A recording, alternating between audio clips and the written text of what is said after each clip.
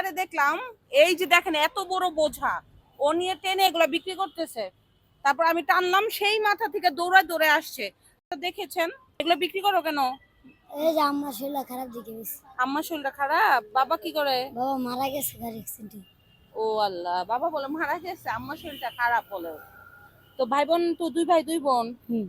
তো প্রতিদিনই বিক্রি করো? আজকে কত বিক্রি করছো? বুঝতে পারিনি। কখন আসছো? এই 1 ঘন্টা হয়েছে। তোমার এখানে কয় টাকার হাওয়াই মিঠাই আছে? আনছিলাম 70টা। 70টা দাম কত? 1400। হুম। বিক্রি করছো কত? বেচছি অল্প টাকা। ও একটা লাঠি, এটার ওজন কিন্তু অনেক। ও বয়স কত তোমার? আমার 12 বছর। 12 বছরের পিচ্ছি হামজা এত বড় ওজনের এটা বিক্রি করে। ওর বাবা মারা গেছে, মা অসুস্থ।